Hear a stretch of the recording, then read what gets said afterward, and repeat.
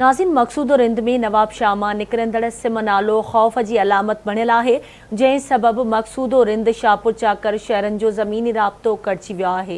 वधीक तफ़सील पेश आहे आबिद अली रिंद जी हिन रिपोर्ट में। मक़सूदो रिंद लॻ नवाब शाह मां निकिरंदड़ सिमनालो ख़ौफ़ जी अलामत बणियल आहे।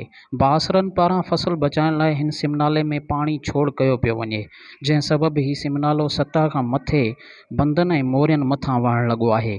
जॾहिं त गुज़िरियल 20 ॾींहनि खां मक़सूदो रिंद शाहपुर चाकर शहरनि जो ज़मीनी राब्तो पिणु कटियल आहे, जंहिं सबबि अवाम सख़्तु मुश्किलातुनि खे मुंहुं ॾेई रही आहे ऐं मुसाफ़िर पंहिंजी जान जोख़िम में विझी सिमनाले जी मोरी मथां गाॾियूं गुज़ारे सफ़र करण ते मजबूर आहिनि।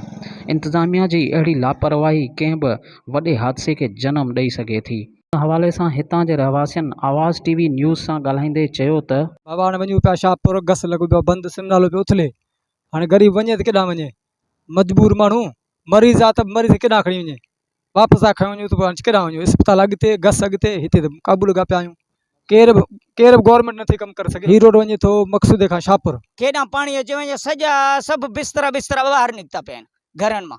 खटूं पिया आहिनि घर में, जेको बुॾण जो ख़तरो, कंहिं चयो न फाटी पियो त खटूं खणी वञी ॿाहिरि रोड ते सुम्ही रहंदो। सिमनाल रोड इहो विच मां, इहो जेको शाहपुर मां मक़सूदो थो वञे, उहा रोड विचां बंदि लॻो पियो आहे। उहा इहो ई सिमनाले जे करे हिन ते लापरवाही, कई मसइला, कई बुॾनि पिया, कई परेशानियूं मथां का को हल करनि, जा हिते के अॻियां खां हितां को हल करनि। हिन साल जेको ख़ौफ़ हींअर सिमनाले ते थियो आहे, एतिरो पूरी ज़िंदगी में कॾहिं किथे कोन थियो आहे।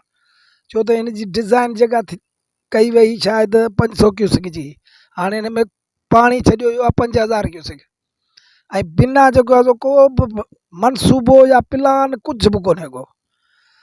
ईअं पाणी छोड़ करियो, जिथां जंहिंखे अचे पियो उहो छोड़े पियो, जेके जिथां अचे।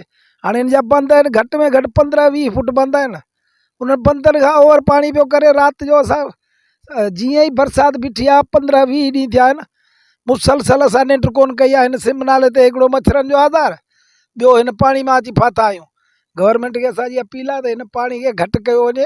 हिननि जो चवणु हो त सिमनाले में सतह खां मथे पाणी छॾियो वियो आहे, जंहिं करे असीं सॼियूं रातियूं बंदनि ते पहरो ॾींदे गुज़ारे रहिया आहियूं ऐं इलाइक़े में ख़ौफ़ ऐं हिरास छायल आहे, जॾहिं त इंतिज़ामिया अघोर निंड सुतल आहे। असांजी अपील आहे वफ़ाक़ी ऐं सिंध हुकूमत खे त सिमनाले में पाणी घटि करायो वञे त जीअं असीं सुख जो साह खणी सघूं। कैमरामैन शहबाज़ अली रिंद सां गॾु आबिद रिंद, आवाज़ टीवी न्यूज़, मक़सूदो रिंद।